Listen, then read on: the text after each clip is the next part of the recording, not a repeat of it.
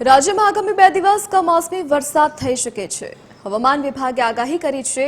રાજ્યમાં upper air cyclonic circulation સક્રિય થવાને કારણે 18 થી 20 માર્ચ દરમિયાન કમોસમી વરસાદની આગાહી કરી છે। આગામી 2 દિવસ ગાજવીજ અને ભારે પવન સાથે પવનની શક્યતા છે।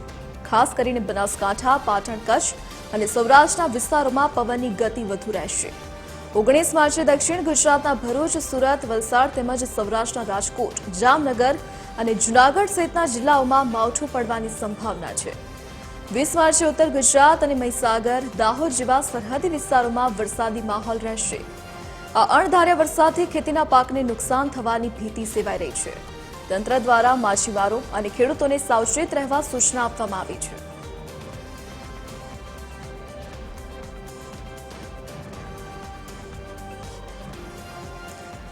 તો ભરૂચ, સુરત, ડાંગ, તાપી, નવસારીમાં કમોસમી વરસાદની આગાહી કરાઈ છે। તો રાજ્યમાં અપર એર સાયક્લોનિક સર્ક્યુલેશન સક્રિય થતા માવઠાની શક્યતા વ્યક્ત કરવામાં આવી છે।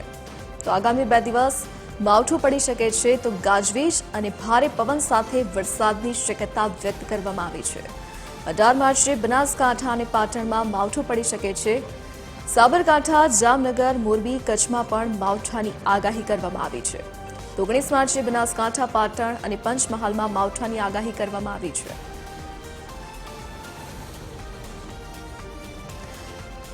સંવાદદાતા મૌલિક ઉપાધ્યાય આપણી સાથે લાઈવ જોડાઈ ગયા છે। જે મૌલિક, અત્યારે ભર ઉનાળે માવઠાની આગાહી હવામાન વિભાગે કરી છે। કયા કયા જિલ્લાઓમાં વરસાદની શક્યતા?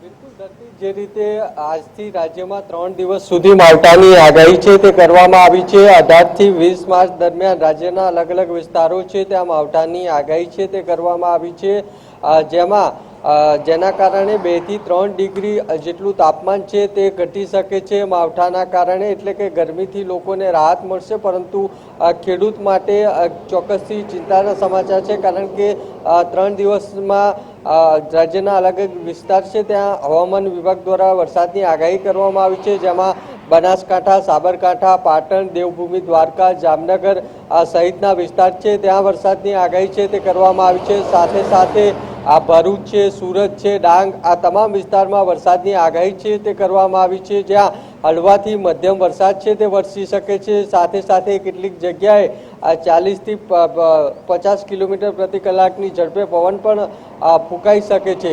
એટલે આમ ગરમીની વચ્ચે હવે 3 દિવસ સુધી જે વરસાદ છે તેની આગાહી છે તે કરવામાં આવી છે, અને તેના કારણે જે તાપમાન છે, તાપમાનનો પારો જે રીતે 40 ડિગ્રીને પાર પહોંચ્યો હતો અને ગરમીનો સામનો લોકો કરી રહ્યા હતા, ત્યારે ગરમીથી ચોક્કસથી રાહત છે તે લોકોને મળશે। બીજી બાજુ ખેડૂતો માટે ચિંતાના સમાચાર છે। જી મૌલિક, વિગત સાથે જોડાવા બદલ આપનો આભાર।